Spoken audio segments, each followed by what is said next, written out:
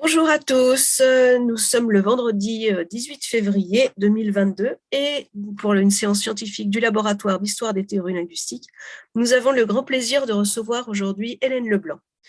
Hélène Leblanc est historienne de la philosophie, elle est spécialiste des théories des signes du début de l'époque moderne. Elle a publié en 2021 chez Vrin un volume intitulé Théorie sémiotique à l'âge classique, Translatio Signorum. Elle est actuellement postdoctorante à l'Université catholique de Louvain. Et elle est aussi membre fondatrice du INBegriff, Geneva Seminar for Austro-German Philosophy à Genève, et elle continue d'y contribuer aux recherches sur la tradition austro-allemande. J'ajoute qu'Hélène Leblanc est cette année candidate au CNRS dans notre laboratoire, comme plusieurs d'entre vous le savent. Et j'ai donc le plaisir de lui laisser maintenant la parole. Alors, merci beaucoup pour l'introduction, puis merci aussi pour l'invitation. Je suis vraiment très contente de vous rencontrer ou vous re-rencontrer pour certains d'entre vous, que ce soit en présence ou en ligne, même si je ne vous vois pas tous. Mais voilà, vraiment merci.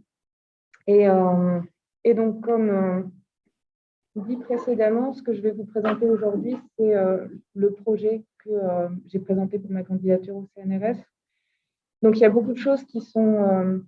c'est vraiment pas des résultats de recherche, même si une partie de ce que je vais dire, évidemment, se repose sur ce que j'ai déjà fait. Mais c'est plutôt des pistes, des hypothèses. Et donc, je suis vraiment impatiente de la discussion avec vous aussi sur tous ces sujets. Voilà. Oui, donc il y a une bibliographie qui circule. Donc, les noms d'auteurs que je vais citer, ils sont pour leur très grande majorité inscrits. Donc, si jamais je prononce mal, c'est possible de s'y référer. Je sais pas.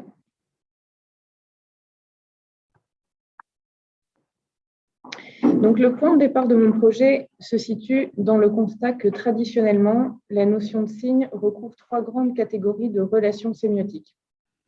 Il y a des choses qui renvoient à des choses, comme la fumée qui renvoie au feu, les empreintes de pas qui renvoient à l'animal qui les a laissées, les symptômes qui renvoient à des maladies, et même des choses qui renvoient à des idées, comme l'arc-en-ciel et l'idée d'alliance entre Dieu et les humains.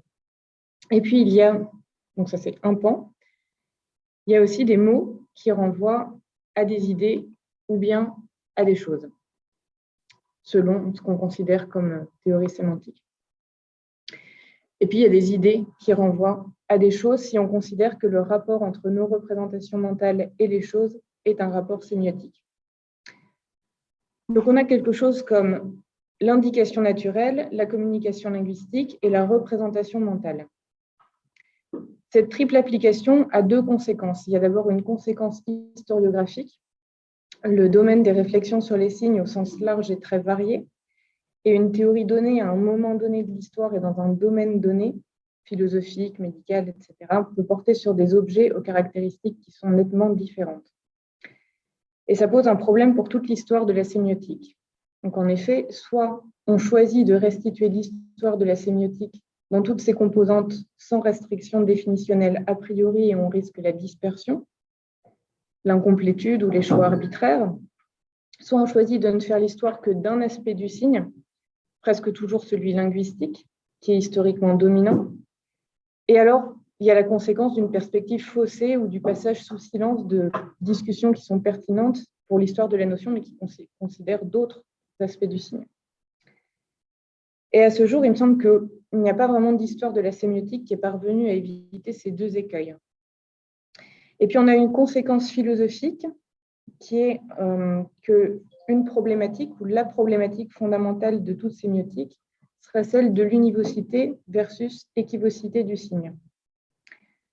Ce qui ne veut pas dire évidemment que cette problématique est toujours affrontée explicitement. Là aussi, chaque choix a des avantages et des inconvénients. Dans l'univocité, il y a la force d'une unité notionnelle, mais ça gomme les spécificités des différents phénomènes sémiotiques. L'équivocité, d'un autre côté, permet de mieux restituer les spécificités des différents phénomènes, mais il faut alors renoncer à une unité conceptuelle et donc, dans une certaine mesure, ou au moins à une certaine idée de la science des signes. Donc, l'originalité du projet que je voudrais présenter réside dans le fait qu'il prend en quelque sorte le taureau par les cornes en utilisant la conséquence philosophique pour résoudre le problème apparemment insoluble posé par la conséquence historique. Il part de l'hypothèse que les moments les plus riches de l'histoire de la sémiotique sont les moments de réflexion sur le problème équivocité versus univocité. Faire l'histoire de ces réflexions, c'est non seulement faire l'histoire des meilleurs moments, entre guillemets, de l'histoire de la sémiotique, mais c'est aussi faire une histoire qui prend en compte les trois composantes du signe, sans s'exposer pour autant au risque de la dispersion. Donc, c'est franchir l'écueil de la conséquence historiographique. Et le projet entend ainsi faire non pas une histoire de la sémiotique, mais une histoire de la notion de signe, une histoire de la philosophie du signe à travers une histoire des discussions sur l'équivocité du signe. Pour ce faire, on peut dire que le projet saisit encore plus fermement le taureau par les cornes, car il ne se contente pas de partir de conséquences philosophiques pour affronter les conséquences historiographiques, mais il prend philosophiquement parti en faveur de l'une des deux options, et en l'occurrence en faveur de l'équivocité de la notion de signe. En effet, une sorte de constat dans le constat, l'histoire des réflexions sur l'univocité versus équivocité du signe est une histoire de la remise en question de la première, dont les racines se trouvent chez Augustin, en faveur de la seconde, dont la substance est fournie par Aristote. Les débats sur l'équivocité du signe peuvent donc être reconstruits comme autant de remises en cause d'une définition canonique, à savoir celle que donne Augustin le Carthaginois, comme une chose qui, outre l'image qu'elle offre au sens, fait naître de soi quelque chose d'autre à la pensée. Et cette définition s'inscrit en contraste avec la double position d'Aristote sur les signes. Alors, cette polarité originelle Aristote-Augustin ne m'est pas du tout propre, c'est quelque chose c'est un point de départ de beaucoup d'histoires de la sémiotique. Mais je pense que c'est un point de départ qui fonctionne pour une histoire au long cours de cette notion. La définition augustinienne est restrictive et univoque, même si évidemment, on en parlait tout à l'heure, il ne faut surtout pas gommer tous les aspects et toute la richesse de la pensée sémiotique d'Augustin en général. Mais en tout cas, cette définition peut être caractérisée comme ceci: restrictive et univoque, alors qu'Aristote ne donne pas une définition explicite, mais deux caractérisations. On trouve l'une dans le début du traité de l'interprétation, Hyperherménéas, et l'autre à la fin des premiers analytiques, ouvrant ainsi le champ à une double approche de la question sémiotique, celle du rapport entre les mots, les idées et les choses d'un côté, et celle du signe comme inférence de l'autre. Les différents moments clés que ce projet considère s'inscrivent à différents niveaux dans cette tradition aristotélicienne, avec évidemment des sens légèrement différents à chaque fois de aristotélicienne. Il constitue ainsi autant de stratégies par lesquelles, selon le titre du projet, Carthago delendae, dans le cadre d'une tradition aristotélicienne. Et donc ce projet de recherche entend reconstruire le meilleur de ces débats à l'aide de trois moments clés, dont on soutiendra qu'ils sont historiquement liés. Il y a la scolastique médiévale, la scolastique moderne et la philosophie austro-allemande. Alors pour préciser, j'entends par scolastique les modes et les contenus de l'enseignement universitaire et pré-universitaire dans le monde occidental, médiéval, renaissant et moderne, donc sur une très large période, d'inspiration aristotélicienne et qui se structure dans un rapport de force entre philosophie et théologie. Donc ça, c'est la définition sur laquelle je choisis de travailler, même s'il peut y en avoir évidemment d'autres. De son côté, la tradition austro-allemande, c'est cette philosophie qui, au croisement des 19e et 20e siècles, se développe autour de la zone géographique délimitée par l'Empire austro-hongrois, une zone qui s'élargit à ses sphères d'influence et puis aux États qui sont nés de sa dissolution.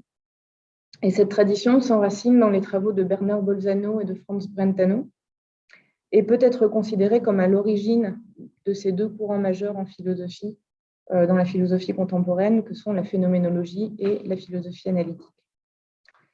Elle correspond aussi au territoire européen où, à part peut-être la Grande-Bretagne, la tradition scolastique n'a jamais été réellement interrompue. Une telle reconstruction n'est pas seulement nouvelle et intéressante pour elle-même, et en tant qu'elle fournit le contexte ou la base historico-notionnelle requise pour toute tentative de compréhension de l'histoire de la sémiotique, mais elle permet aussi d'atteindre deux autres objectifs. Excusez-moi. Donc, deux autres objectifs qui sont une nouvelle mise au jour des liens doctrinaux entre la scolastique et la philosophie austro-allemande. Et puis, troisième objectif, de mettre en valeur les enjeux philosophiques qui accompagnent le choix d'une définition du signe pour en effectuer un choix plus éclairé. Donc, il y a aussi une dimension de recherche d'une définition du signe qui fonctionnerait. La démonstration de la connexion historique entre scolastique et tradition austro-allemande est innovante sous deux aspects.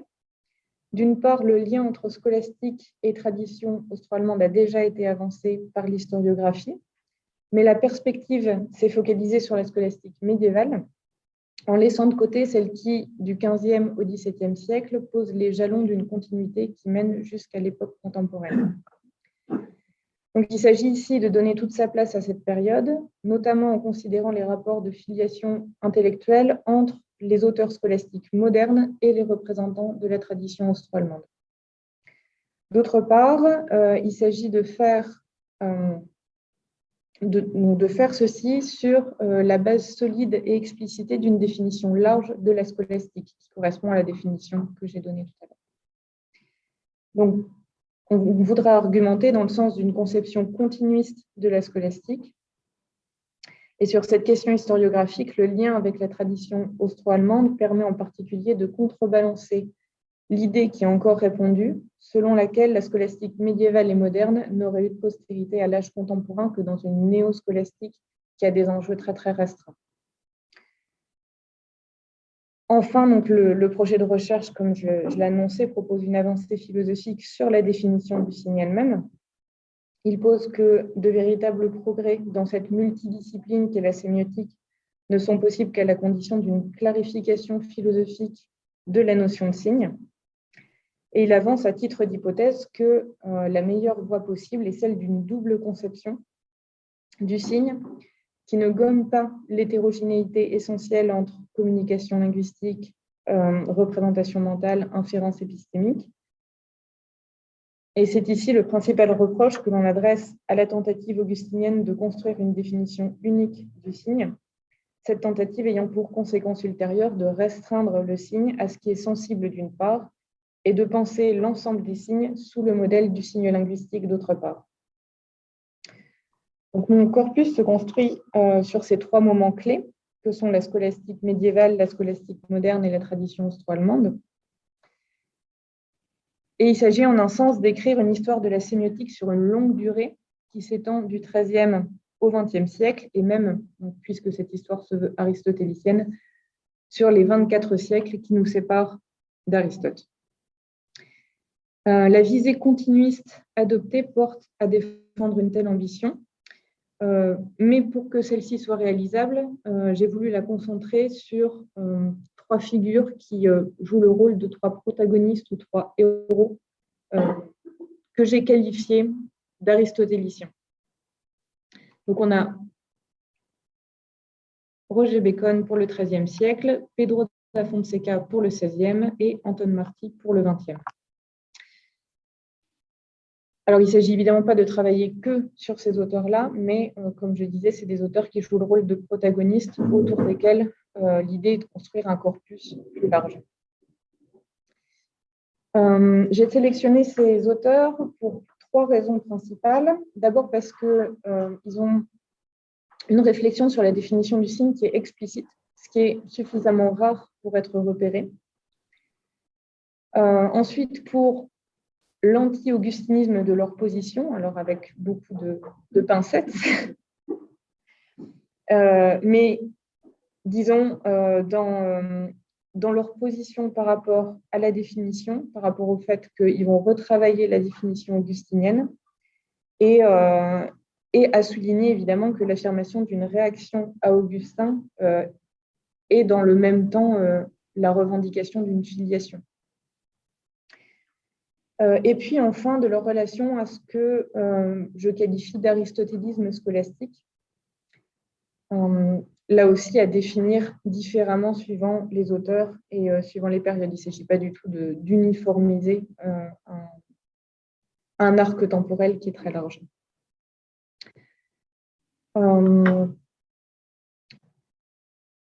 Donc voilà pour le projet dans ces très très grandes lignes. Maintenant, je vais vous le présenter un petit peu plus en profondeur, en détail. Et je vous le présenterai selon le plan suivant. Donc, je vais commencer par un petit préambule sur ce qu'on entend, ou du moins ce que j'entends par aristotélisme et augustinisme. Alors, il faut bien souligner l'importance de la définition augustinienne du signe, que j'ai déjà citée, donc comme une chose qui, outre l'image qu'elle offre au sens, fait naître de soi quelque chose d'autre à la pensée, qui est la définition du De Doctrina Christiana. Cette définition est canonique au point d'être qualifiée de vulgata descriptio, et elle a connu une diffusion généralisée dans des domaines très divers, diffusion qui passe en outre par une multiplication des versions dans laquelle elle est donnée, et qui est aussi corrélative d'un affaiblissement de la référence à Augustin, puisque des fois elle est attribuée à des gens complètement différents, comme Aristote ou Isidore de Séville. Donc elle n'est pas forcément référée à Augustin. Elle se caractérise par deux traits principaux. D'abord, le signe est quelque chose de perceptible par les sens, et ensuite, il procure une double connaissance, à savoir qu'il produit deux idées, l'idée de la chose qui signifie et l'idée de la chose signifiée.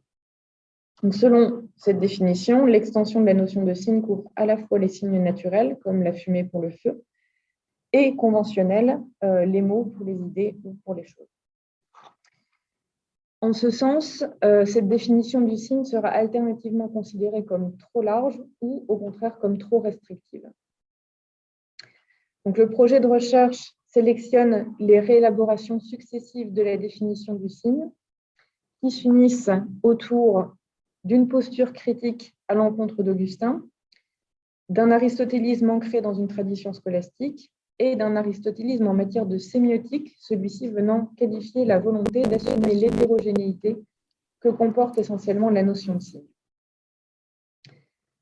Il ne s'agit pas de faire une histoire exhaustive de la sémiotique, puisque les critères énumérés excluent notamment des choses comme la pensée sémiotique stoïcienne ou encore épicurienne, pour ne parler que de la philosophie antique. Mais il s'agit plutôt de reconstruire un pan de cette histoire, dont je pense qu'il est central en raison de son focus sur le problème définitionnel, que je choisis vraiment comme angle d'attaque pour affronter la question de la notion de signe, et des arguments qui sont proposés en faveur de l'équivocité du signe. Cela ne veut pas dire que les trois auteurs, donc Bacon, Fonseca et Marty, soutiennent eux-mêmes et a fortiori de façon constante et homogène la thèse de l'équivocité du signe, mais plutôt ces auteurs permettent de dégager les avantages théoriques d'une telle équivocité. Et il va falloir différencier des choses comme l'élargissement de la définition qui est proposée par Roger Bacon, ainsi que par plusieurs de ses contemporains, l'émergence de la légitimité d'un sens analogique ou impropre du signe, qui vient autoriser la mise en place de deux définitions chez quelqu'un comme Pedro da Fonseca et pas mal de scolastiques modernes, et puis la discussion de l'équivocité du signe qu'on va trouver chez Anton Marty, ainsi que d'autres représentants de la tradition austro-allemande et en premier lieu Husserl.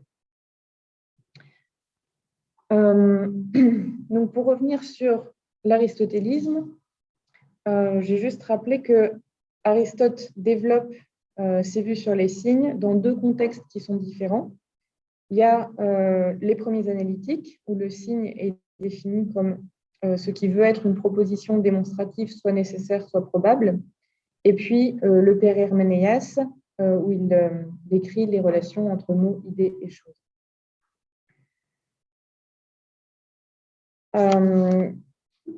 Cependant, les médiévaux, hormis, d'après ce que je sais, Albert Le Grand, n'ont jamais rapproché véritablement ces deux passages.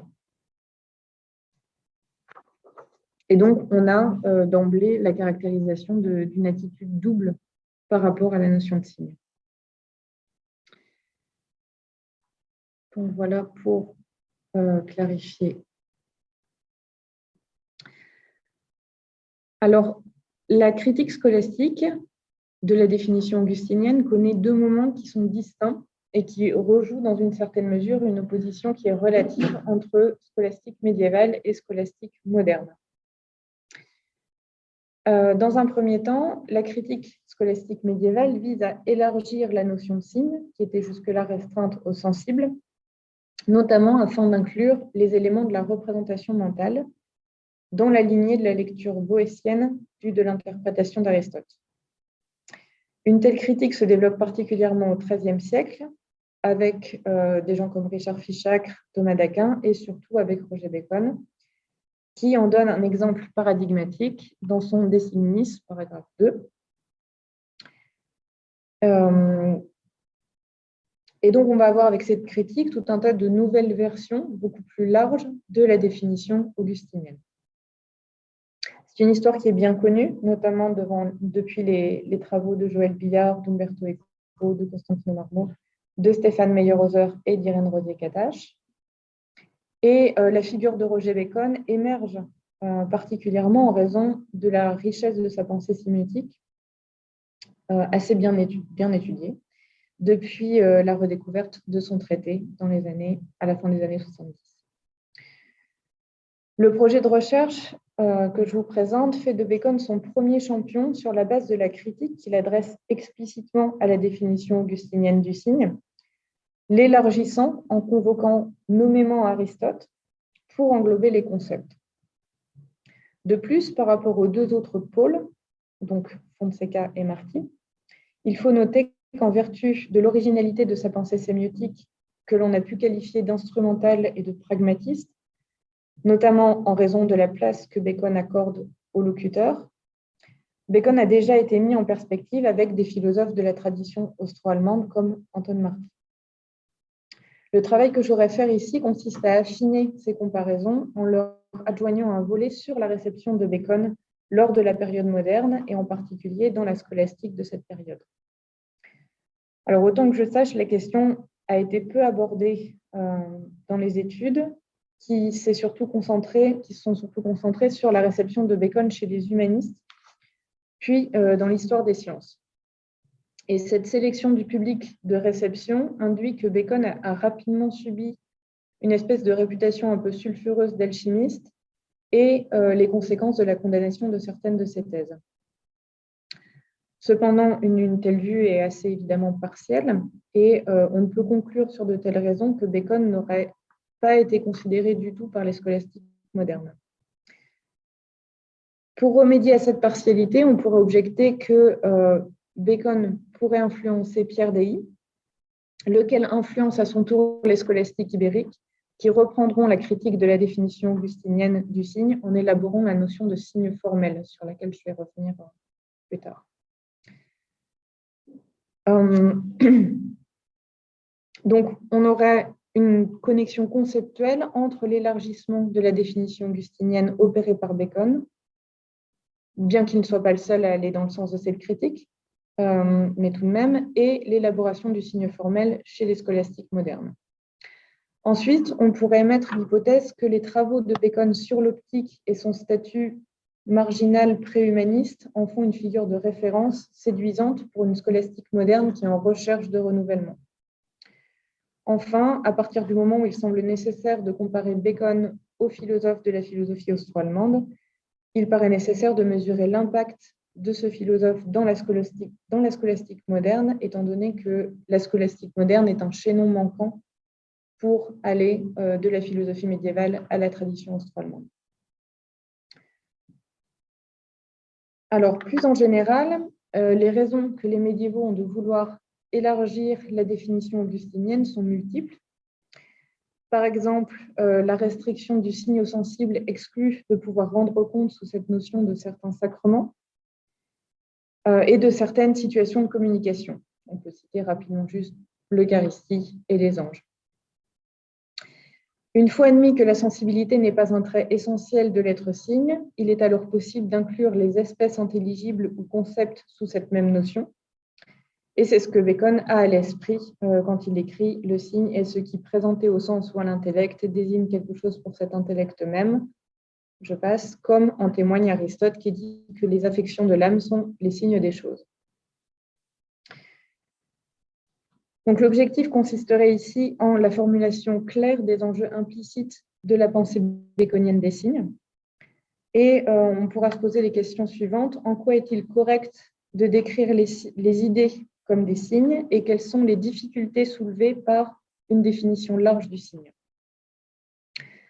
Alors, pour esquisser ici quelques éléments de réponse à la première question, on peut dire qu'une définition large du signe permet d'envisager une science générale des signes.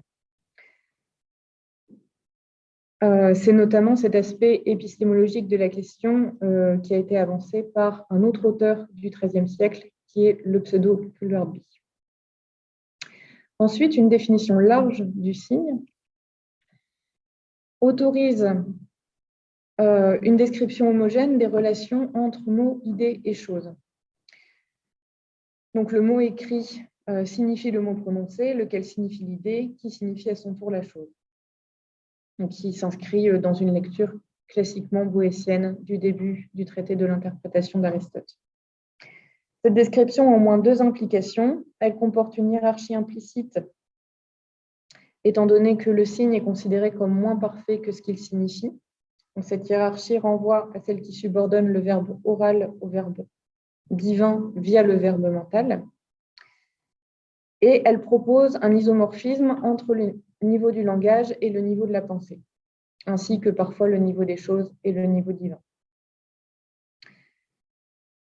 On peut alors penser que cet élargissement de la définition du signe constitue le point de départ de différentes thèses qui seront soutenues à la fin du XIIIe et au XIVe siècle, thèses pas nécessairement compatibles entre elles, mais qui semblent au moins partager une radicalité que le début de l'âge moderne tendra à tempérer. Autrement dit, ce qui semblait à un moment donné un avantage théorique se transforme en obstacle. L'isomorphisme langage-pensée est ainsi à la source de l'idée de grammaire universelle, dont les représentants majeurs sont ces grammairiens de la fin du XIIIe siècle appelés modistes. L'idée de faire des concepts des signes est aussi au fondement de l'hypothèse d'un langage mental que l'on voit se dessiner au XIIIe siècle chez Bacon ainsi que chez Jean Duns Scott et qui s'affirmera au XIVe siècle avec Guillaume d'Occam. Or, l'hypothèse d'un langage mental repose au moins dans certaines de ses versions sur un parallélisme entre pensée et langage qui tend à effacer les spécificités de l'une ou de l'autre. Par ailleurs, l'élargissement de la notion de signe aux idées conduit dans certains cas à un certain type de représentationnalisme où les choses ne sont connues qu'indirectement à travers le voile des idées, comme l'appellent les modernes. Ce qui a l'inconvénient, au moins dans des versions radicales, de mener à un scepticisme généralisé quant à l'existence du monde.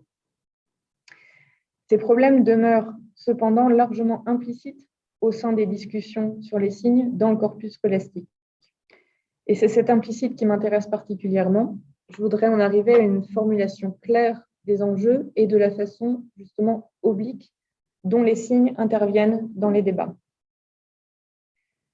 C'est enfin ainsi que l'on expliquera le mouvement de retournement qui réoriente au début de l'âge moderne la critique adressée à la définition du signe. Donc je passe au second pôle qui concerne le sens propre versus impropre ou analogique du signe dans la scolastique moderne. L'hypothèse est ici que les problèmes qui sont liés au langage mental et au représentationnalisme, que je viens d'évoquer brièvement, sont les raisons pour lesquelles les scolastiques modernes, comme Pedro da Fonseca, tendent à argumenter en faveur d'une option intermédiaire qui permet de parler de signes formels, c'est-à-dire de décrire les concepts comme des signes qui n'ont pas besoin d'être connus afin de mener à la connaissance de la chose qu'il signifie, tout en reconnaissant que ce sens de signe est accepté seulement en tant que sens impropre. En effet, la critique médiévale à Augustin, telle qu'on l'a décrite ci-dessus, ne se prononce pas en faveur de l'équivocité du signe, mais c'est plutôt un élargissement de la définition. Alors ici, il faut quand même faire une place à Guillaume d'Occam, qui donne 2 définitions du signe dans le chapitre 1 de sa somme de logique. La première reprenant implicitement la définition augustinienne, mais dépourvue de son élément sensible, et la seconde intégrant le concept de supposition. En ce sens, la première définition est plus large que la seconde, mais cette distinction entre les 2 définitions est introduite par Occam à propos de la qualification possible des mots comme signes naturels et pas à propos des concepts. Et Occam ne retient que la seconde de ces définitions, qui en donne 2, mais pour pouvoir choisir dans un certain contexte. Je voudrais travailler ici, sur cet aspect particulier du projet, à établir les filiations conceptuelles d'Occam à la scolastique moderne autour des notions de signification, supposition, manifestation. Si cette division des définitions intervient chez Occam dans un contexte particulier, donc en vertu duquel il opte pour une des définitions, la route menant à l'équivocité du signe passe bien, à mon avis, par Occam, en ce qu'elle constitue comme une réaction à une version trop radicale du langage mental.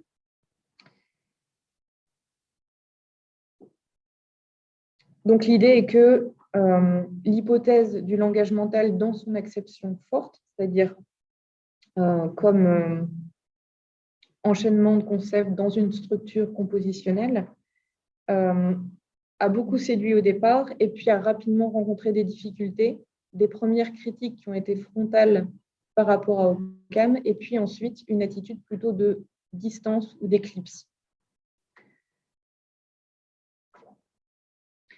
Donc c'est l'idée, pour le dire autrement, que la réaction après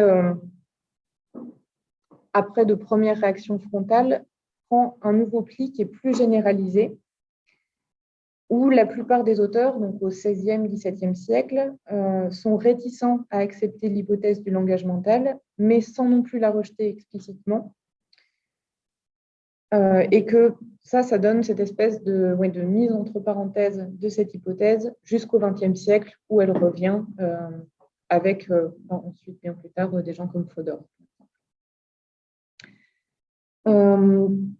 Alors, encore une fois, cette idée a déjà été plus ou moins avancée. Par exemple, elle est avancée dans le volume édité par Joël Billard en 2009 sur le langage mental. Mais c'est les raisons de cette éclipse et de son caractère implicite qui m'intéressent ici parce qu'elles restent précisément à définir.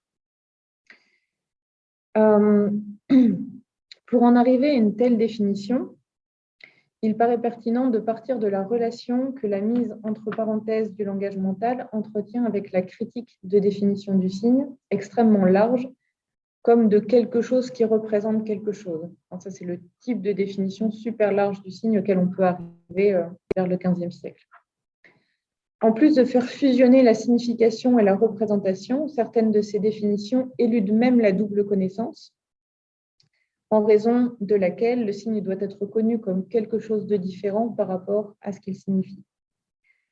La critique des scolastiques modernes à l'égard de telles définitions marque un retour à des définitions plus étroites, qui sont donc des définitions de type augustinien, mais auxquelles on adjoint souvent, et c'est le cas chez Fonseca, un sens analogique qui est autorisé.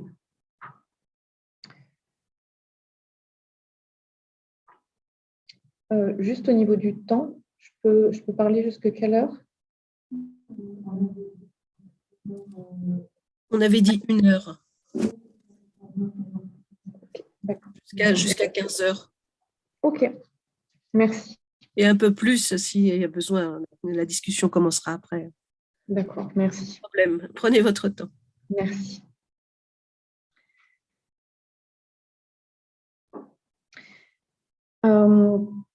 Donc, je reprends. Pour expliciter le caractère précisément inexplicite, du rejet du langage mental, je propose 3 pistes de critique. Donc, la première, c'est que l'hypothèse du langage mental plaide en faveur d'un rigide parallélisme entre pensée et langage. Contre ce parallélisme, l'objection la plus fréquente est de dire que c'est une analogie qui est poussée trop loin et qu'il ne s'agirait que de plaquer les traits d'une langue particulière, en l'occurrence le latin, sur une analyse de la pensée, et que celle-ci a une structure propre qui n'est pas syntaxique. Ensuite, penser le mental en termes de signes a un effet collatéral sur la pensée des signes dans son ensemble. C'est un biais qu'on peut présenter de la façon suivante. Si le modèle du signe linguistique est pertinent pour penser les signes mentaux, alors il l'est aussi pour penser les signes naturels sensibles, tels que les empreintes, les symptômes, les signaux. Or, même si l'on écarte la question de l'éventuel statut sémiotique des idées, la différence entre signes naturels et signes linguistiques doit être préservée. Et enfin, élargir le concept de signification au point de l'assimiler à celui de représentation le dépouille de ses caractéristiques. Et il devient alors difficile, par effet de retour, de rendre compte des phénomènes linguistiques eux-mêmes. Ces pistes de recherche ne sont pas explicitement présentes dans le corpus scolastique. Donc, il faudra en repérer les échos implicites et élaborer des hypothèses sur les raisons formelles ou doctrinales de ce silence. Alors, je propose 3 types de textes au sein du corpus où pourraient se trouver de tels échos, mais c'est une liste qui reste vraiment ouverte pour l'instant. Il y a les passages qui concernent les relations entre grammaire et logique, notamment dans les introductions à la logique, les passages qui traitent du verbe mental, notamment dans les commentaires au De Anima, et puis les textes qui concernent précisément la définition du signe, qu'on trouve dans les cours de logique et dans les commentaires au de l'interprétation. Ces derniers textes sont aussi les textes où apparaît la notion de signe formel que j'ai évoquée précédemment. Alors, sur cette notion, pour préciser, si on a certains auteurs du corpus scolastique moderne qui ont défendu ardemment la notion, donc qui ont dit qu'il y avait bien des signes formels et que les concepts et les espèces intelligibles étaient des signes formels, la position qui est majoritairement défendue, donc qu'adoptent la plupart des auteurs scolastiques modernes, c'est plutôt une attitude de prudence qui illustre précisément quelqu'un comme Pedro da Fonseca, qui est celle d'un retour à la définition augustinienne, mais un retour qui n'est pas complet, qui conserve sa composante critique parce que les auteurs vont distinguer une acception stricte du signe et une acception plus large ou impropre. C'est vraiment le mot qui est utilisé par Pedro da Fonseca, qui fait que la description des idées comme signe formel va être quelque chose qui va pouvoir être continué d'être enseigné. Donc, ce qu'il va s'agir de faire ici, c'est de creuser le sens de cet impropre pour y lire non pas ce qui serait un mauvais usage, parce que le terme n'est jamais décrié, mais au contraire la mise en avant de l'élément commun qui motiverait le détournement du terme de signe, tout en préservant, et c'est là à mon avis qu'est l'intérêt, une distinction cruciale entre les phénomènes linguistiques, psychologiques et d'indication naturelle. Des deux côtés du débat, donc tant du côté des défenseurs du signe formel que chez ceux plus nombreux qui défendent un sens analogique du signe, les auteurs sont d'accord sur le fait qu'au sein de la définition étroite du signe, donc la définition augustinienne, ce qui compte plus que son aspect sensible, c'est le fait qu'il y ait la connaissance de 2 éléments. Donc, s'il est nécessaire au préalable de connaître la chose à travers laquelle on connaît quelque chose d'autre, il s'agit d'un signe instrumental, et sinon, il s'agit d'un signe formel.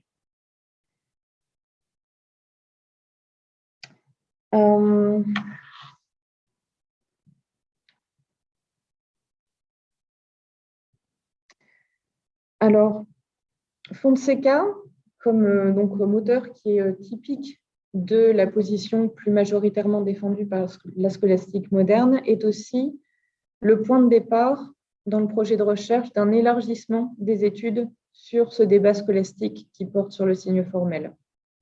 C'est un débat qui est aujourd'hui relativement bien connu, de façon restreinte, mais quand même bien connu, dans les développements qui ont eu lieu dans la péninsule ibérique.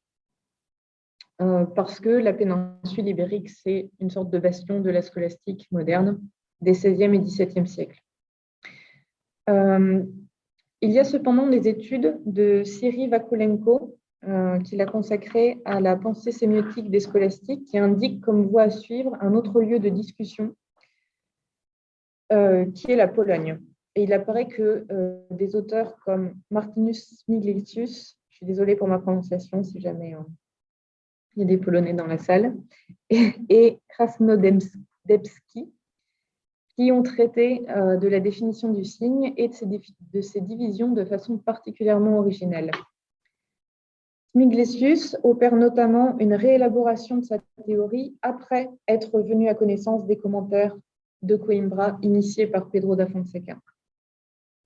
Donc l'idée, c'est qu'en s'assurant d'une relation matérielle entre la pensée sémiotique de la scolastique ibérique et celle polonaise, on pourra travailler à tester l'hypothèse de cette dernière comme chaînon manquant entre la scolastique moderne et la tradition austro-allemande.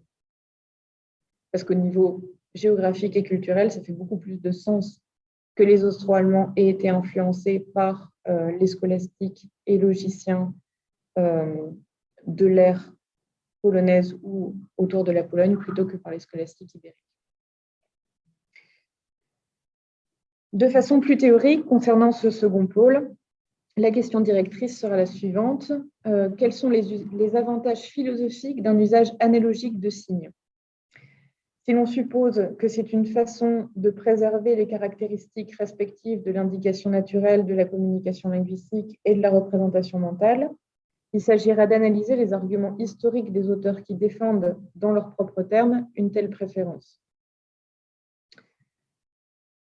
À travers une reconstruction de ces argumentations historiques, je voudrais défendre une interprétation dans laquelle la distinction entre un sens propre et un sens impropre du signe n'est ni le choix d'un entre-deux rhétorique, donc ce n'est pas une distinction simplement cosmétique, ni la relégation critique d'un sens non littéral, mais bien plutôt une solution originale qui crée un chemin nouveau entre l'hypothèse du langage mental et le simple retour à la définition augustinienne.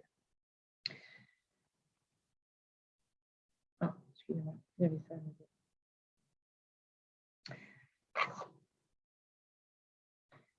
Donc, je vais vous présenter maintenant le troisième pôle du projet. La version austro-allemande de ce que j'ai appelé la destruction de Carthage ne vise plus l'étroitesse de la définition augustinienne, mais au contraire une fusion trop homogène du signe naturel et du signe communicationnel. C'est ce qui sera le point de vue du philosophe suisse Anton Marti, qui souligne la différence entre signification naturelle et communicationnelle, en dépit de leur intégration respective au sein des processus linguistiques. Marti formule dans ce contexte deux définitions du signe, ou plus exactement deux modes de l'être-signe, ce qu'il appelle Zeichensein. Selon le premier mode, être-signe est univoque et signifie uniquement ce qui indique et donne à connaître quelque chose. Selon le second mode, être-signe est équivoque et signifie d'une part ce qui manifeste la vie psychique d'un individu, et plus particulièrement d'un locuteur, et d'autre part, mais par le biais de la précédente intention de manifester sa vie psychique, ce qui influence la vie psychique d'autrui. Ce deuxième sens de l'être-signe correspond à l'intention première et principale du locuteur.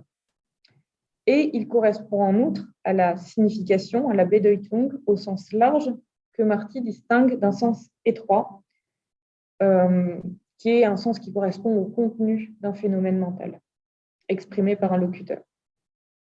Donc on a chez Marti cette combinatoire entre deux modes de l'être-signe, de deux intentions inhérentes au second de ces deux modes et de deux sens, l'un large et l'autre étroit, de la signification, qui correspondent mais sans totalement les recouper.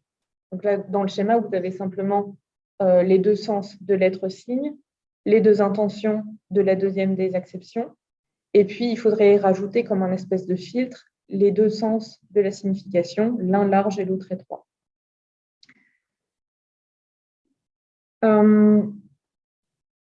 Le point de vue de Marty gagne à être comparé à celui de Husserl, qui, dans un passage célèbre au début de la première recherche logique, distingue signe et expression. Si signe se réfère improprement à la fois à l'indication et à l'expression, c'est que les deux sont impliqués dans le cadre de la communication verbale. Mais il ne s'agit là que d'un cas particulier.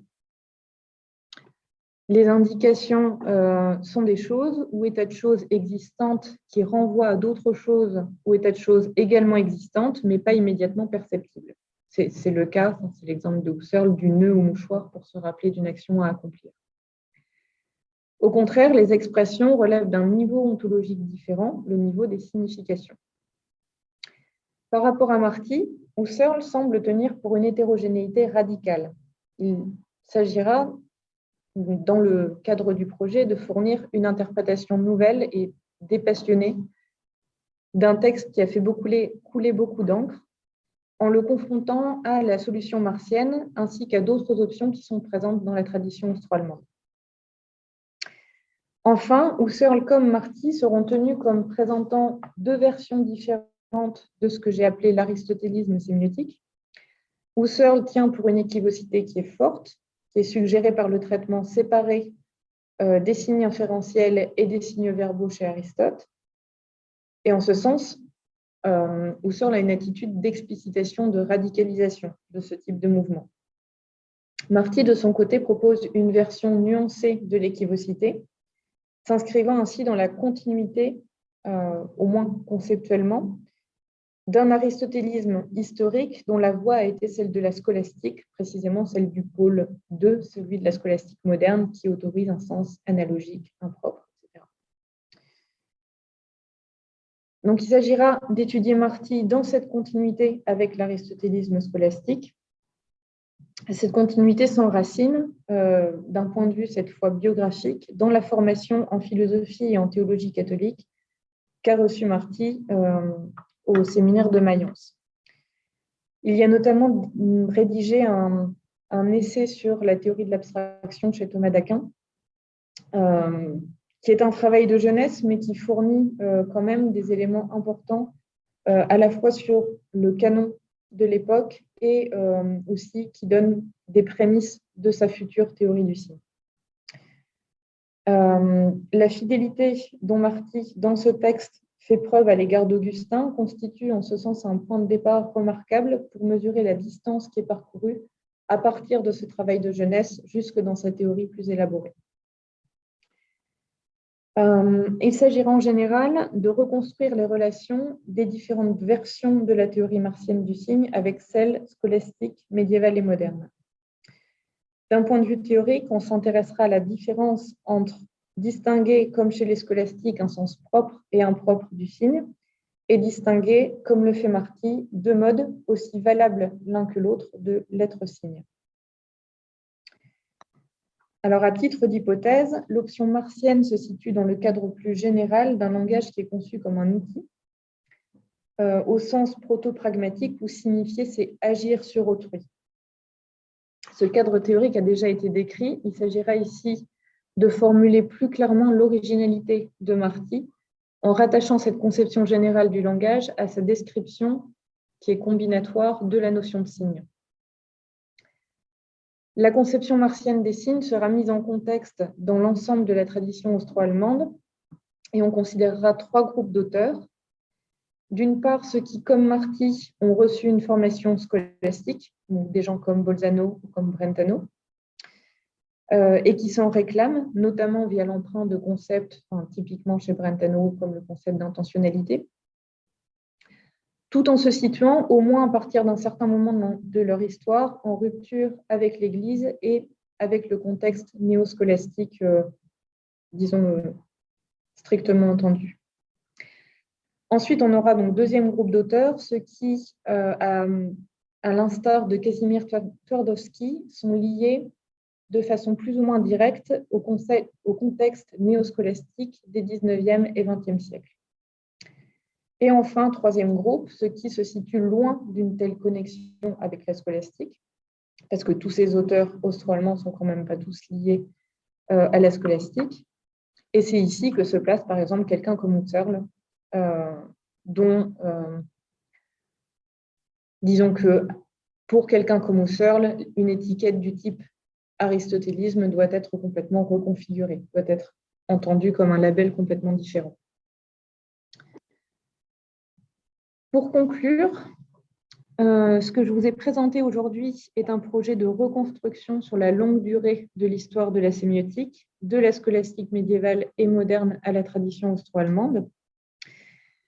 Et à travers cette histoire, il s'agira d'évaluer différentes positions théoriques au sujet de la définition du signe, donc l'élargissement de la définition à la représentation mentale, l'admission d'un sens impropre de signe, l'articulation de deux modes d'être-signe, trois options principales, qualifiables chacune à leur façon de scolastiquement aristotélicienne, et venant pallier les défauts de la définition augustinienne du signe comme quelque chose de perceptible par les sens et qui peut faire venir à l'esprit quelque chose de différent. À ce stade, aucune de ces trois options n'est considérée comme préférable aux autres. Si l'objectif premier est l'écriture d'une histoire philosophique, le projet ne se départ pas d'un enjeu théorique. Il s'agira de proposer des solutions aux problèmes soulevés par une définition de type augustinien étroite et homogène du signe, et en définitive d'ouvrir de nouvelles possibilités de formulation d'une définition du signe. Alors, peut-être rapidement, s'il me reste un petit peu de temps, ce sont des détails plus concrets, mais ont leur importance aussi. Je voudrais dire deux mots sur la façon dont je vois le projet évoluer ou la façon dont il pourrait se manifester en termes de publication. Il y aurait une monographie, d'abord, sur les théories sémiotiques dans la tradition austro-allemande, dans sa relation à la scolastique médiévale et moderne. C'est un livre qui viserait à mettre en lumière les chaînons historiques liant les trois pôles du projet. Et je voudrais y aborder particulièrement dans une perspective comparatiste des questions comme la réception de la sémiotique de Roger Bacon dans la scolastique moderne, la sémiotique de l'école de Paris, donc chez des gens comme Jean Maire ou Pierre Dailly, et puis le déplacement qui s'opère à partir de là vers les hauts lieux de la scolastique moderne, donc la péninsule ibérique et l'Europe de l'Est. Il y aurait aussi la question, en suivant ce fil, de la connexion en partie polonaise entre tradition austro-allemande et scolastique, notamment moderne.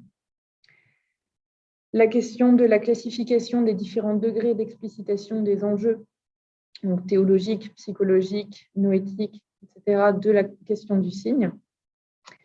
Et sur la base de cette histoire, il s'agira de défendre les enjeux et les avantages théoriques de l'équivocité de la notion de signe et d'en élaborer à nouveau frais une double définition.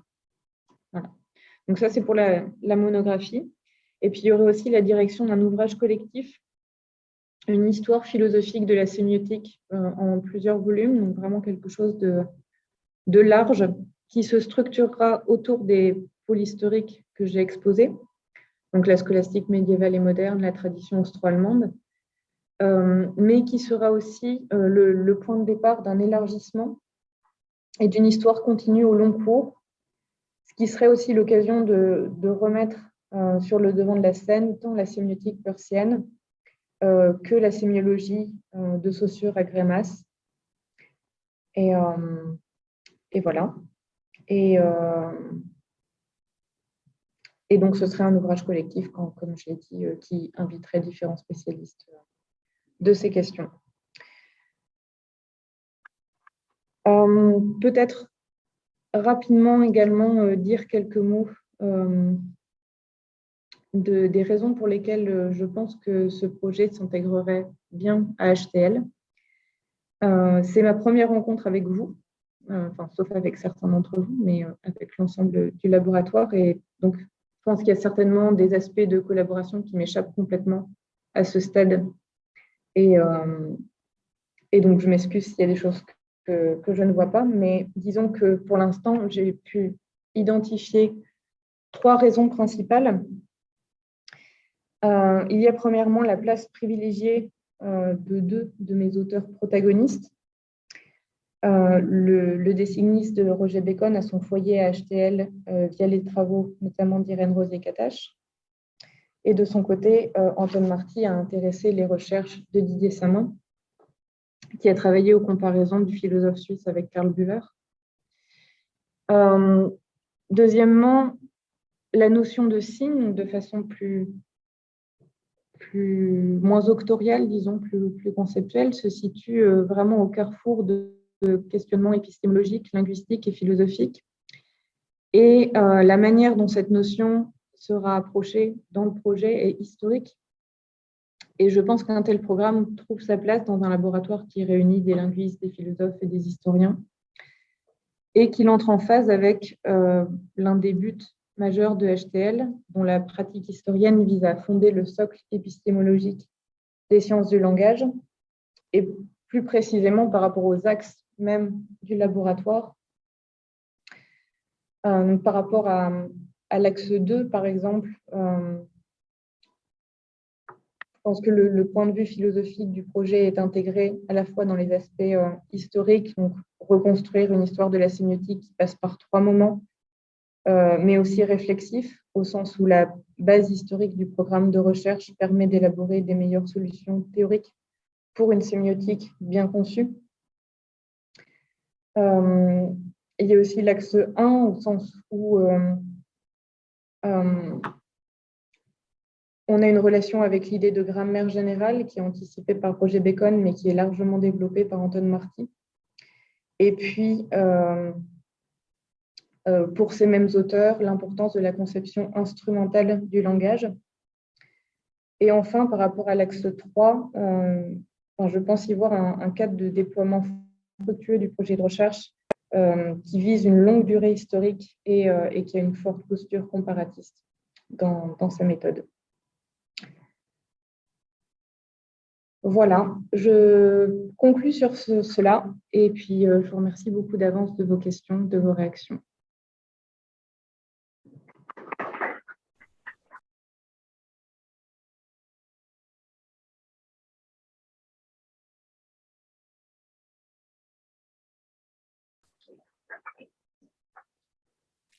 Merci beaucoup Hélène pour cette très belle présentation.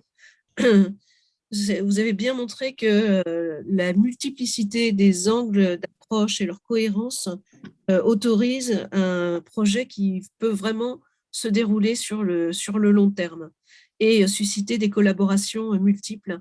Et ça, c'est extrêmement intéressant. C'est très intéressant pour HTL, naturellement, et vous l'avez bien montré. Et je voudrais à ce propos excuser Didier, qui comptait bien nous écouter, mais qui a des problèmes de connexion chez lui.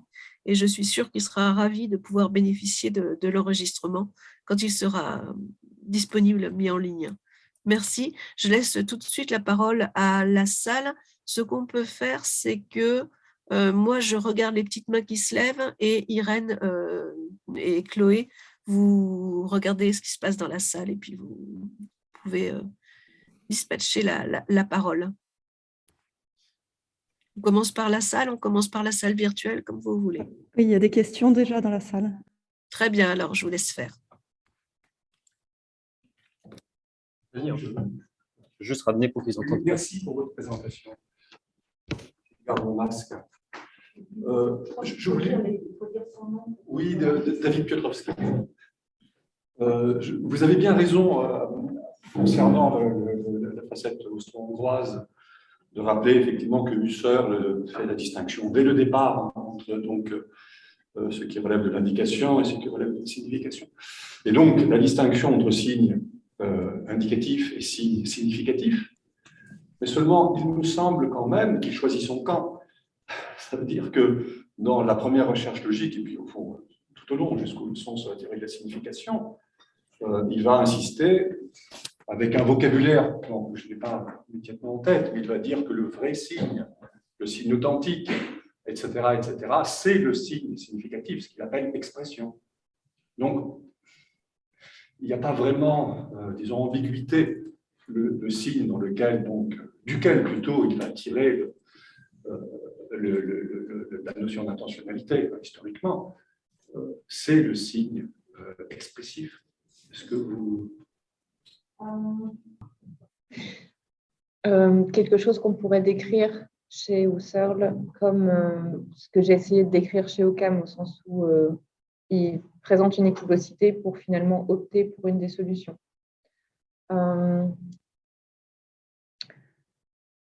Cependant, c'est pas la même chose non plus, au sens où ce qui est vraiment important pour Husserl, c'est, à mon avis, cette histoire de niveau ontologique, où d'un côté, on a des choses qui renvoient à des choses dans le cadre d'indication, et puis de l'autre, on passe au niveau des significations. Et donc, du coup, c'est là que c'est vraiment hétérogène, en fait. Comme de l'autre côté, enfin, du côté de la signification, on a ce passage à un second plan ontologique, on a quelque chose qui est fondamentalement différent.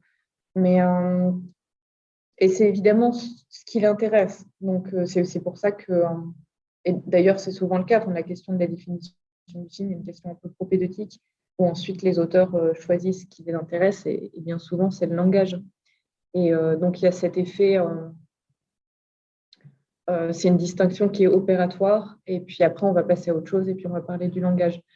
Mais néanmoins, j'ai l'impression que même s'il finit par opter et par poursuivre sur le langage, il dit pas que... il dit que ce qui est vraiment signification, c'est le deuxième cas, mais en revanche, signe, c'est équivoque. Et c'est pas parce que... l'erreur, c'est de penser que ce sera quelque chose d'univoque précisément parce qu'on a cette continuité lexicale entre signe et signification. Mais que signe couvre deux phénomènes qui sont hétérogènes, alors que la signification n'est qu'une chose, et c'est la signification linguistique. C'est un peu plus clair comme ça?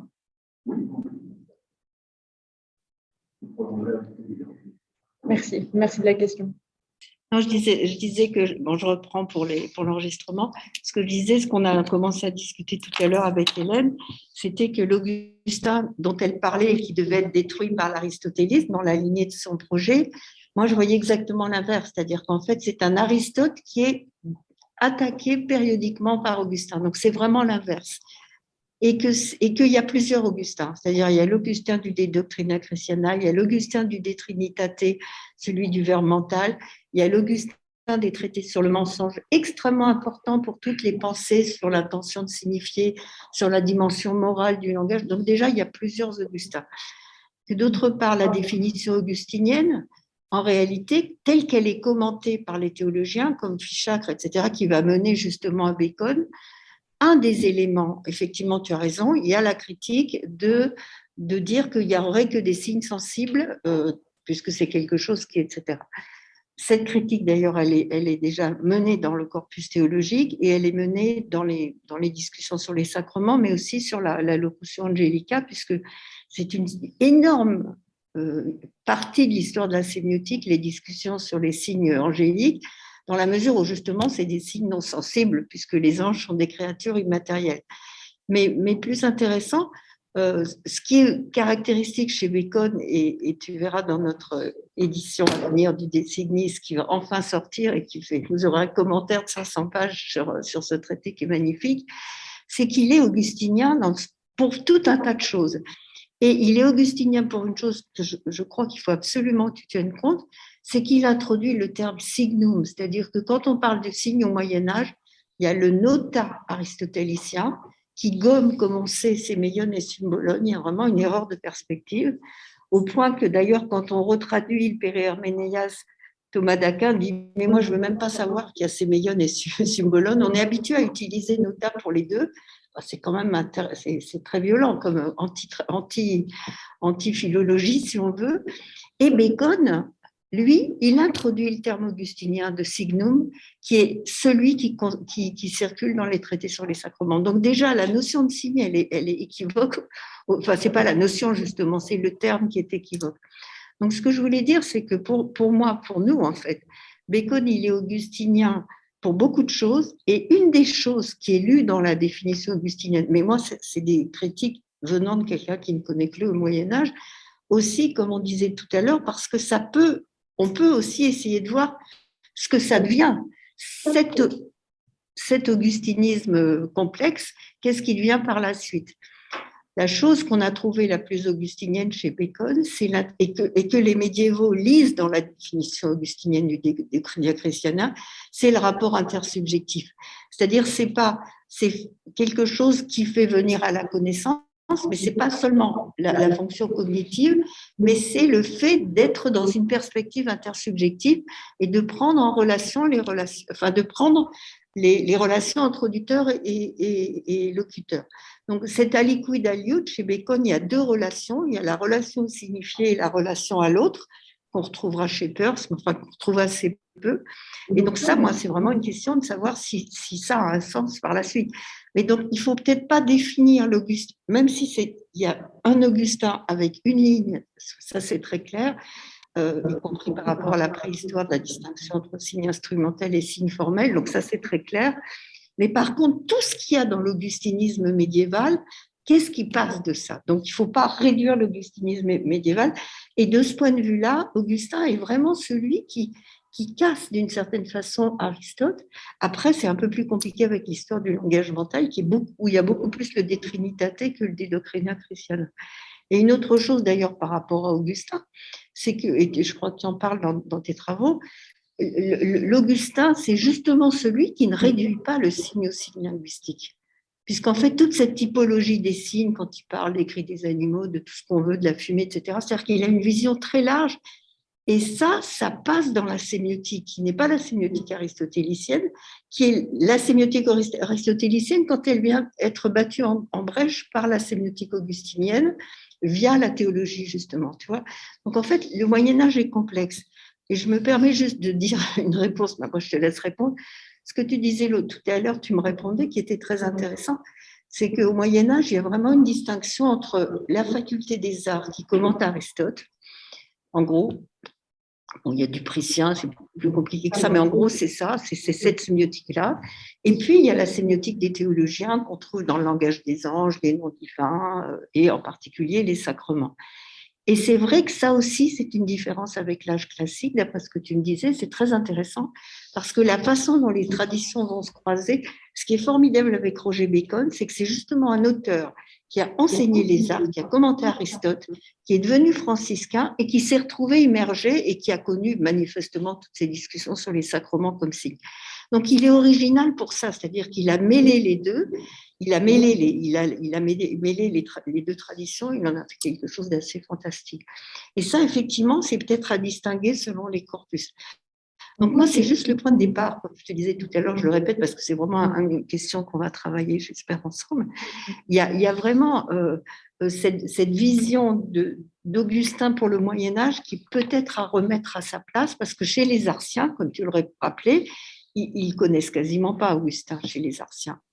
Donc, en fait, alors, ça, c'est vrai jusqu'au XIIIe siècle. Au XIVe siècle, avec Occam, théorie du langage mental, il y a quelque chose qui change et c'est peut-être ça qui donnera la partie postérieure. Donc, il y a juste un tout petit socle pour moi, un petit peu à revoir, mais c'est à retravailler. Voilà. Merci beaucoup, Irène, pour les questions, puis pour même les avoir reformulées maintenant, c'est encore plus clair pour moi. Merci beaucoup. Dans ma réponse, je vais reprendre aussi des éléments dont on a parlé tout à l'heure, mais d'abord, il est évident, enfin, je suis complètement d'accord sur le fait qu'il va falloir démêler différents plans. Par exemple, pour rebondir sur ce que tu disais en dernier, il y a cette question distinction des influences d'Aristote et d'Augustin suivant différents corpus, donc les corpus artiens et les corpus des théologiens. Et donc, tu disais que peut-être ça se brouillait ensuite à partir du XIVe siècle avec l'histoire du langage mental qui est un point doctrinal. Je pense que là, c'est important justement d'arriver à démêler ce qui tient au déplacement des discussions, comme par exemple un déplacement vers la discussion sur le langage mental, et ce qui tient aux reconfigurations des cours eux-mêmes, des canons eux-mêmes. Quand est-ce que précisément les enseignants de logique commencent à commenter aussi des textes qui étaient originairement plutôt réservés aux théologiens, et du coup d'arriver à jouer avec ces différents niveaux. Donc ça, c'est évident que petit à petit, il va y avoir la nécessité de distinguer plusieurs niveaux de complexité dans le projet. Pour répondre à nouveau sur donc la question d'Augustin, il est évident qu'il ne s'agit pas du tout de gommer toute la richesse de la sémiotique augustinienne, ni de nier son influence dans sa globalité au Moyen-Âge. Et c'est vrai que le projet a peut-être pris un parti rhétorique un peu trop simple avec cette histoire de détruire Carthage et tout ça. Bon, ça, c'était des besoins du projet. Mais c'est vrai que sans doute ça gomme tous ces aspects. Le fait que, comme tu as bien rappelé, Bacon est augustinien par plein d'aspects, outre l'histoire de la définition. Mon idée, c'était on ne peut pas reconstruire une histoire au très long cours de la notion de signe sans prendre un point d'attaque vraiment fin et précis. Et l'idée, c'était que la question des discussions sur la définition ou sur cette décision à prendre entre univocité ou équivocité du signe, c'était justement un angle d'attaque suffisamment précis pour pouvoir reconstruire petit à petit l'ensemble des discussions sur la notion du signe. Et là aussi, donc c'est ce que j'essayais de montrer au début de l'exposé. Aristotélisme et augustinisme fonctionnent un peu comme des labels, et c'est forcément simplificateur. Mais l'idée, c'est vraiment que avec Augustin, on va favoriser quelque chose qui va tendre à unifier la notion de signe, alors que chez Aristote, on va avoir le fait d'assumer deux approches différentes ou d'assumer une hétérogénéité de la notion de signe, et ça va donner lieu historiquement à des attitudes différentes. Donc ça, c'est un peu l'hypothèse qui mène l'ensemble du projet. Et je pense que malgré tout, c'est au moins d'un point de vue méthodologique, une hypothèse opérante pour pouvoir reconstruire cette histoire-là.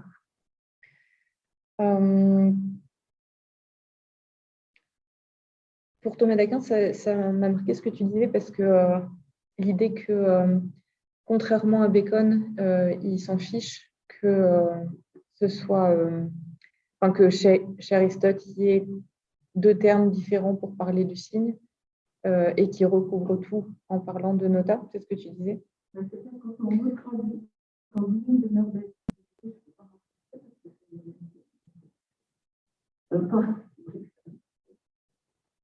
Non, ce que j'ai trouvé ça assez extraordinaire, c'est que quand on retraduit le Père Herménéas. Mais c'est ça, parce que c'est lui qui demande la retraduction du Père Herménéas. Il demande la retraduction, il voit la différence entre Séméion et Symbolon, et il dit, mais je préfère, enfin je caricature un peu, il dit, je préfère en rester au terme nota, c'est-à-dire de garder les deux fusionnés, ce qui est quand même assez incroyable. Ouais. Non, c'est juste pour dire qu'il faut vraiment prendre la distinction entre signum et nota, parce qu'il y a des enjeux, on voit. Et puis, du coup, je reviens sur ce que je revenais tout à l'heure à propos de ça, c'est que cette distinction entre signum et nota, on la retrouve chez certains auteurs modernes, et notamment chez Hobbes. auteur qui, a priori, n'a pas vraiment de rapport avec quelqu'un comme Roger Bacon, mais qui fait, déjà chez lequel on retrouve une définition du signe, une caractérisation du signe qui met l'accent sur la relation au spectateur. Ce qu'on retrouve très très rarement dans la plupart des théories du signe, en tout cas de l'époque moderne. Et puis, il fait cette distinction entre signum et nota, qui est explicitée en termes de signes remémoratifs d'un côté et signes communicatifs de l'autre. Et, avec des exemples assez béconiens, en fait, qui reviennent, notamment des exemples météorologiques. Alors, c'est des exemples qui sont classiques, mais c'est quand même assez particulier pour être relevé. Ouais. Juste une autre chose, c'est que, parce que la façon dont tu reformules, en disant que finalement, le Moyen-Âge tout entier est aristotélicien et que ce serait au contraire Augustin qui viendrait par moment bousculer la conception aristotélicienne du signe. Ouais. On commence Aristote et on n'a jamais parlé de ça avant qu'on parle de langage contact. C'est juste ça. Ouais, ok, je comprends. C'est ce que je voulais juste souligner à ce propos, c'est que j'ai pas l'intention, dans ce que j'ai présenté, en tout cas si j'ai laissé paraître cette impression-là, c'est pas voulu. Il n'y a pas de lecture vraiment chronologique. Enfin, c'est pas l'idée de dire c'était augustinien, on a voulu penser comme Augustin, et puis tout d'un coup on s'est rendu compte qu'il y avait Aristote et on a introduit Aristote. C'est pas du tout cette idée-là. Ah ouais. Je peux juste rajouter une chose. Pour l'augustinisme aussi, et ça, c'est vraiment une critique, pas une critique du tout, c'est vraiment une question pour la postérité, en particulier par rapport à Port-Royal, puisque j'ai montré qu'il y avait quand même des liens qui n'avaient absolument pas été vus entre Port-Royal et les médiévaux, grâce à un travail qu'on a fait avec Martin Descharmant, sur la théorie du signe, précisément dans la 5e édition dont tu parles. Donc c'est vraiment très très important. Il y a les discussions sur l'Eucharistie, enfin, tout ce qui est innovation, en gros, de la 5e édition, ça vient pas des médiévaux, mais de l'arrière-plan médiéval. Je crois que c'est important. Ça vient de l'arrière-plan médiéval et ça vient aussi, et ça on le voit beaucoup dans les textes d'Arnaud contre les ministres protestants, sur ce qu'on a dans la scolastique réformée sur les signes, qui justement, comme je disais tout à l'heure, prennent position très très frontalement par rapport à Augustin, ce qui n'est jamais fait auparavant, enfin tout du moins pas de façon aussi frontale. Mais juste pour terminer là-dessus, d'ailleurs, je peux pas manquer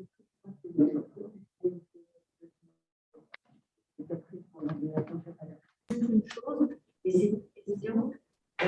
Une des choses aussi de l'augustinisme qui est développée, c'est-à-dire de l'augustinisme dans le Moyen-Âge, sur lequel j'ai beaucoup travaillé, que je trouve important, c'est toute la double fonction du signe. C'est-à-dire que c'est justement pas la restriction à la fonction cognitive, qui est quelque chose qui t'intéresse pour la postérité, mais c'est ce qu'ils appellent la fonction opérative, c'est-à-dire le signe, il fait ce qu'il signifie.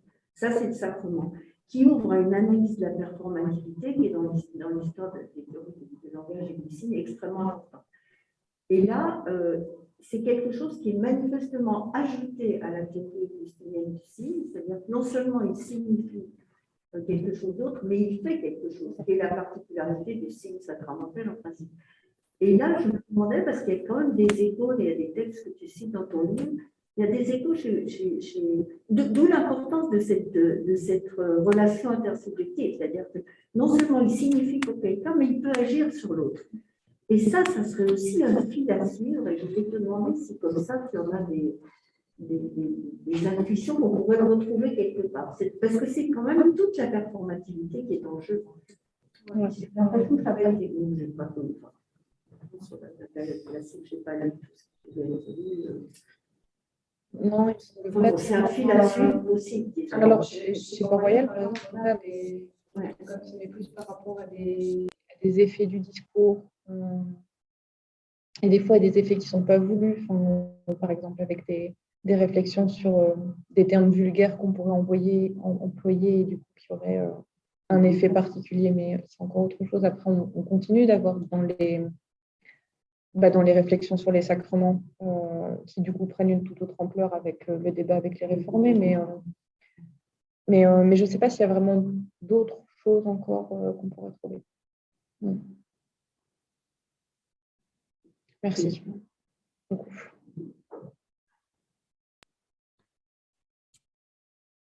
Moi, j'ai une toute petite question de notion. Je ne suis pas familière de enfin, c'est la première fois que j'entendais parler de signes formels et je voulais savoir d'où venait cette notion, si c'était une traduction. Voilà, c'est tout. Oui, c'est une traduction du latin. La division qui est employée, c'est la division entre signe instrumental d'un côté et signe formel de l'autre. Et du coup, c'est une division qui est vraiment propre à la scolastique moderne, qu'on ne trouve pas chez les médiévaux. Donc, elle est novatrice en ce sens-là. On en trouve quand même des annonces dans l'idée de concept formel, concept objectif qu'on a chez Scott, qui vient caractériser le rapport entre ce qui se passe dans notre esprit et le contenu de notre esprit. Donc dans les textes de Scott. Donc c'est plutôt quelque chose à rattacher, à mon avis, à l'histoire de la réception du scottisme. On va avoir ces différents types de distinctions, objectif, formel, et puis ensuite instrumental, formel, comme si l'objectif formel de l'idée se traduisait en matière de signe en instrumental formel. Et donc, le signe instrumental, c'est le signe dans son acception augustinienne stricte. Une chose qui renvoie à une autre chose, la première chose étant sensible, renvoyant à une chose non sensible. Alors que, et donc, là-dedans, on met tout ce qui est signe sensible et en particulier les mots. Et en revanche, le signe formel, par opposition, c'est le signe, c'est une sorte de signe transparent au sens où on n'a pas besoin de le connaître en tant que tel pour en arriver à la connaissance de la chose signifiée.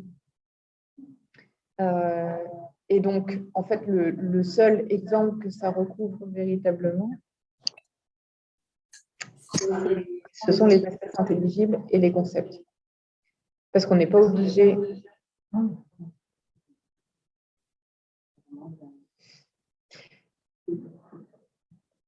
On n'est pas obligé de...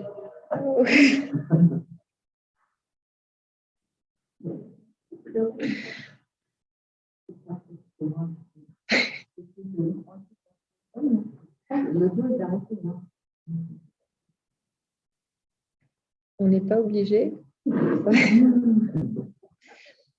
de connaître l'idée en tant que telle pour avoir une idée. Il y a une transparence de l'idée.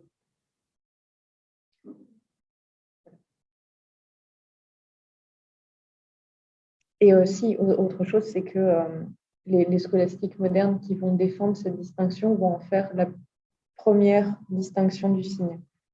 C'est-à-dire qu'avant, dans les typologies du signe, on avait plus comme première distinction la différence entre signe naturel et signe conventionnel, ou signe naturel et signe donné.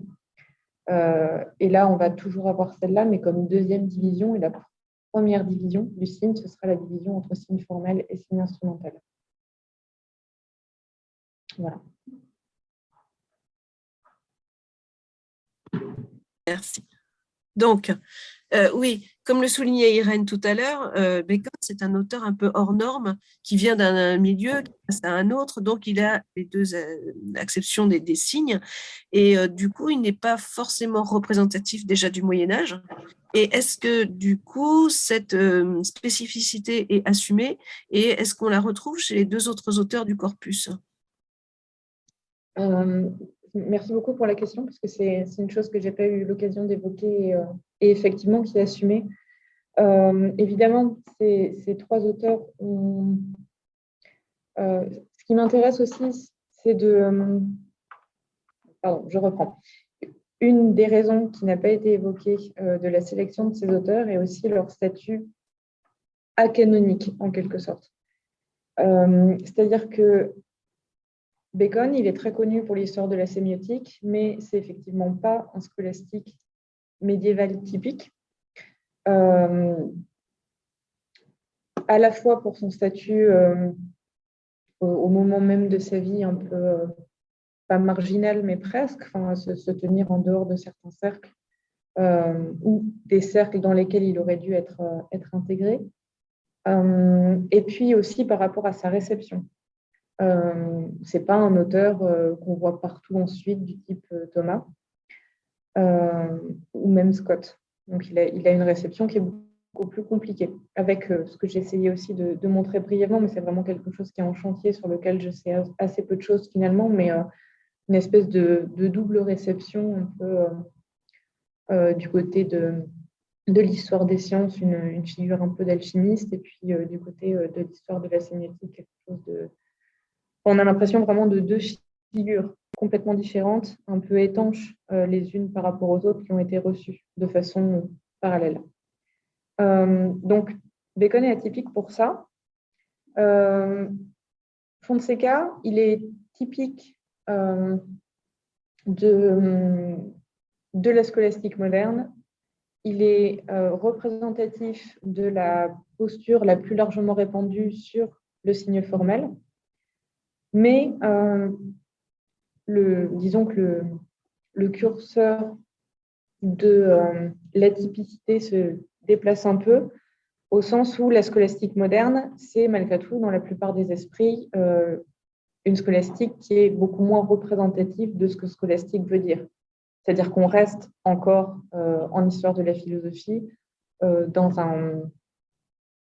une conception où la scolastique est en premier lieu la scolastique médiévale, et dans la scolastique médiévale, la scolastique du XIIIe siècle, qui est une espèce d'âge d'or de la scolastique. La scolastique moderne. Alors, en fait, je dis scolastique moderne pour pas dire scolastique tardive, parce que du coup, la scolastique tardive, c'est plus ambigu, parce qu'on peut en parler pour celle du XIVe, XVe siècle aussi. Là, par scolastique moderne, j'entends celle des XVIe, XVIIe. On l'appelle aussi scolastique baroque ou scolastique post-tridentine, mais du coup, quand on dit ça, on focus plus sur les catholiques, alors que si on veut englober les catholiques et les réformés, on peut proposer cette étiquette un peu plus englobante de scolastique moderne. Ou alors, on peut dire aussi seconde scolastique.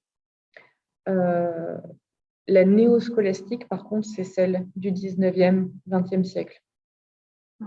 Donc, celle qui correspond grossièrement au moment où il y a l'encyclique de Léon XIII, si je me rappelle bien, mais qui en fait précède l'encyclique.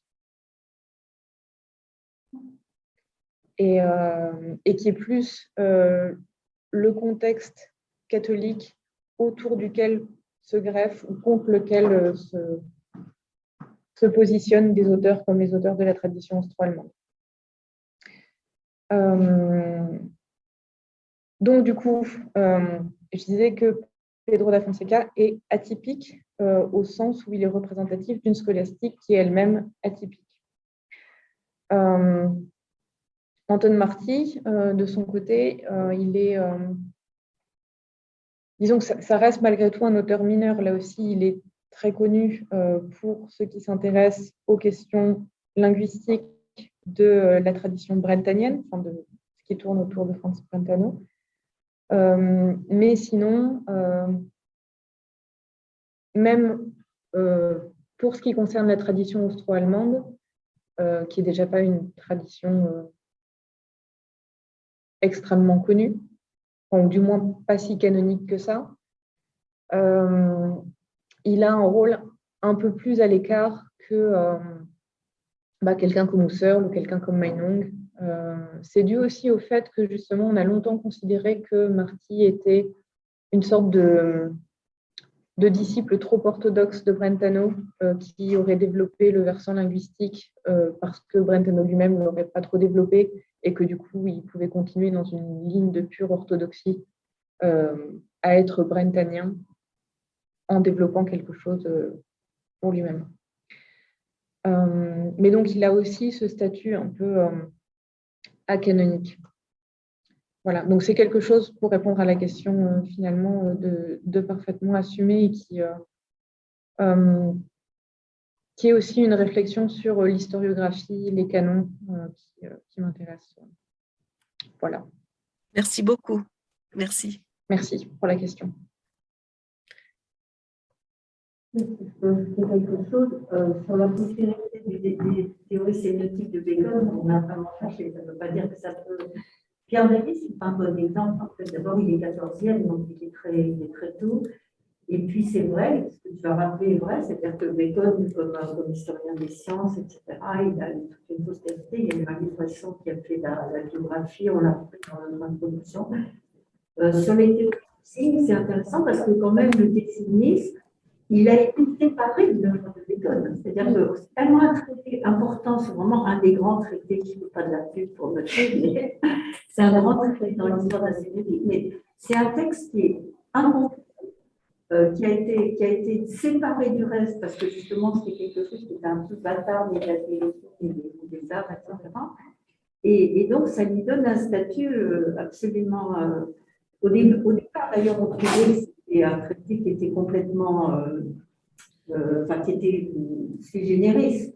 En réalité, les travaux d'Alain de Libéral, Léonie Ignaziero, que tu connais, etc., les travaux qu'on a fait, il est formidable parce qu'il est franciscain, il est tout seul avec ses théories en train de se bagarrer avec tous les théologiens, Bonaventure et autres.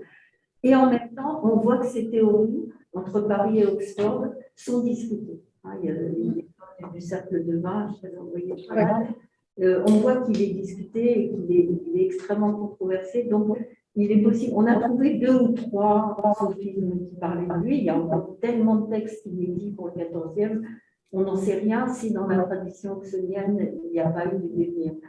Pour la postérité, alors après, on peut aussi étudier la postérité de configuration théorique, c'est-à-dire mais c'est ça, en fait, plus que d'une postérité historique, exactement. Voilà. Il est clair qu'il est difficile à trouver. On va sûrement remarquer à ce stade s'il y avait quelque chose en revanche d'une postérité plus diffuse où on retrouverait des exemples, des distinctions, etc., comme ce que j'évoquais chez Thomas Hobbes.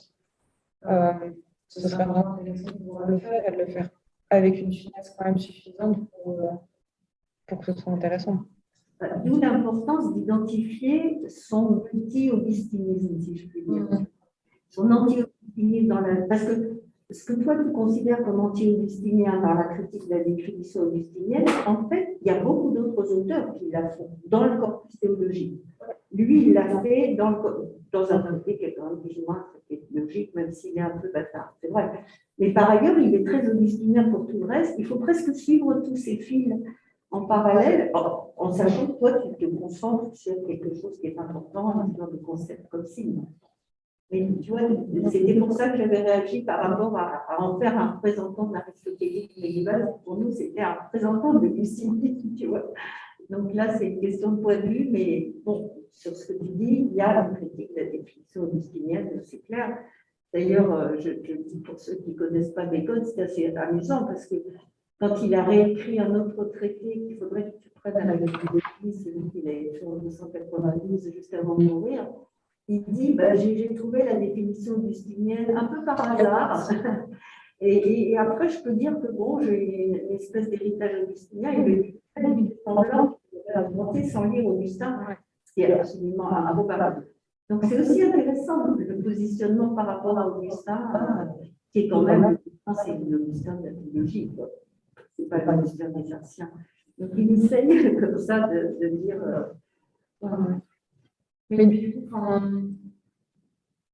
quand il fait ça, est-ce que ce n'est pas une façon justement de se préserver par rapport au fait que ce serait considéré comme envahir un corpus qui n'est pas le sien que de parler d'Augustin?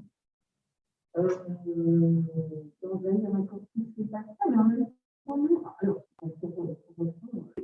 En fait, Bacon, pour ceux qui ne connaissent pas, il y a ce traité des signes qui est incomplet. Et puis, il y a une partie qui était l'application de la théorie des signes à la théologie. Et celui-là, il a été perdu. Donc, c'est pour ça que je dis que ce petit traité, il a été séparé du reste. Il a eu un devenir. C'est intéressant, même épistémologiquement, de voir pourquoi. Et donc, en fait, cette partie, elle parle des comme signe, le Nouveau Testament comme signe de l'Ancien, enfin, le langage d'Adam, enfin, toutes les questions avec l'exégèse, la double sens. Enfin, donc, il y avait, lui, il faisait vraiment son traité des signes pour servir à la théologie, et dans ces deux ouvrages, ceux de 1268 et ceux de 1290. Donc, c'est extrêmement intéressant. Moi, je crois qu'il est pas de ça parce qu'il demandait de l'argent. Et comme il est vendeur de crédit, il demandait en 1268, ils sont des civilistes, en fait, ils étaient particulièrement pour demander des crédits, si on peut dire, au pape, il a l'argent pour faire ses recherches. Et donc, il était obligé de dire qu'il était original. Et pour dire qu'il est original, il dit que c'est une partie de la sémiotique, en gros, qui n'a jamais été étudiée. Il n'allait pas dire que ça venait d'Augustin. Je pense que c'est à cause de ça. Alors qu'ici, Augustin, absolument partout, il ne s'y prête pas dans l'Antiquité. Donc, je pense que c'est plutôt une représentation d'originalité. Mais quand, 2 ans, 1 an après, il fait le résumé de son Opus Maius, il cite Augustin. Donc, c'est la on savait qu'il était renard. Donc, son optimisme est vraiment particulier, mais je crois qu'il est clair. Il est clair et il se concentre sur la notion de signe. Le critique le notaire noétien pour dire on va parler du signe. Donc là, c'est très important de voir ce que c'est que le signe. Et dans la postérité, qu'est-ce que ça devient d'ailleurs cette alternative de est-ce que c'est quelque chose qui est opératif? Alors, c'est opératif dans le sens où, chez les modernes non scolastiques, on va trouver beaucoup justement dans les typologies du signe, une des premières divisions, ça va être cette division entre le signe remémoratif et le signe communicatif. Mais on ne sait pas très bien si c'est une lecture philologiquement plus rigoureuse de textes comme celui d'Aristote, ou bien si c'est une réappropriation des divisions stoïciennes du signe, comme plus probablement. Au niveau des traductions, alors qu'effectivement, pendant tout le Moyen-Âge, on traduit plus par nota ou on commente plus par nota. Ouais. En revanche, à partir du, je dirais, 14e Renaissance, Signum vient remplacer nota. Les raisons de ça ne sont pas complètement évidentes, mais il y a peut-être le fait quand même que de plus en plus dans les éditions, on va accoler le texte grec à la traduction latine. On va utiliser plusieurs traductions latines. Il n'y a plus seulement celle de Boès et celle de Morbeck, mais il y aura aussi celle d'Argyropoulos, qui date du début 15e, je pense. Et du coup, par exemple, un des exemples les plus typiques de ça, c'est les commentaires de Coimbra, où dans les éditions, on va trouver vraiment dans la partie pré-commentaire une comparaison en colonne, le texte aristotélicien en grec d'une part, et puis la traduction. Je crois que dans certaines éditions, il y a même et Boès et Argyropoulos. Et du coup, peut-être le fait de vraiment assumer un objectif philologique fait qu'on va finir par reprendre Signum aux dépens de la nota boétienne. Voilà. Après, je ne sais pas si... il me semble que Léo Negaziro avait publié un article il y a quelque temps sur cette différence et sur le fait que, si je me rappelle bien, on avait peut-être trop fait à essayer de séparer les deux et que peut-être on avait pris ça comme point de départ un peu trop certain de toute l'histoire de la notion de signe et que ce n'était pas si évident qu'il y ait eu un tel recouvrement de nota dans tous les commentaires. Les commentaires s'appellent au Moyen-Âge? Ouais. Au Moyen-Âge? Au Moyen-Âge ou immédiatement avant. Mais il me semble qu'il dit ça. Mais je ne me rappelle plus très bien de l'article, honnêtement. Mais... Parce qu'en fait, c'est vraiment ça. Hein. On s'arrête très très bien, en fait. Ouais. Et avec lui, la dimension justement intersubjective, que la dimension intersubjective, on l'a fait là. C'est vraiment le cas. Et il y a des auteurs qui disent, par exemple, il y a des auteurs qui disent Albert Legrand, il y a des auteurs qui disent nota, ça concerne le locuteur, et signum l'auditeur. Ça montre bien qu'avec le signum, on est dans la dimension intersubjective. Le nota, c'est les mots, les concepts, les choses. C'est pas par rapport à l'autre. Donc, il y a des auteurs qui le disent. Maintenant, on peut échapper. Alors, sinon, même une des hypothèses qui est, je repense à ce que je disais, une des hypothèses qui est parfois avancée sur le fait qu'à partir des modernes, on va retrouver cette différence et privilégier signum pour parler en général du signe, c'est le fait qu'avec l'imprimerie, on va avoir une métaphore de la typographie qui est beaucoup plus forte pour parler du signe remémoratif et que du coup, on va réserver nota à ce qui concerne la typographie, le signe écrit. Ouais. Ouais. Au point que le signum au Moyen-Âge, ça veut, dans un texte, signum, c'est les 5 catégories en fait. C'est les signes, par exemple, omnis, tous les quantificateurs, etc. C'est le signum. Et nous, on l'avait trouvé avec Alain Courbera quand on avait discuté avec Rosy qui faisait la notion de signe pour l'âge classique, justement. Et il dit, mais signe, c'est pas cette notion médiévale, etc. On en avait discuté. Et en fait, signum au Moyen-Âge, si on demande à l'Église médiéval du Moyen-Âge, qu'est-ce que c'est signum, c'est les signes de quantification, de distribution, etc. C'est ça le sens premier. Pour les artiens. Alors que pour les théologiens, évidemment, c'est des doctrina christiana et des trinitatées. Et ça, c'est vraiment jusqu'à la fin du XIIIe, les traditions sont vraiment séparées. Vraiment au XIVe, j'ai l'impression que ça change un peu. C'est des indices, en fait, les termes, la terminologie.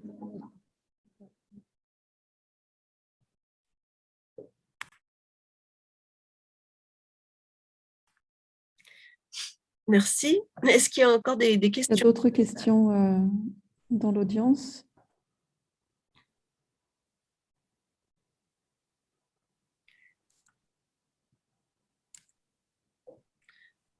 Non, pas d'autres questions à distance non plus.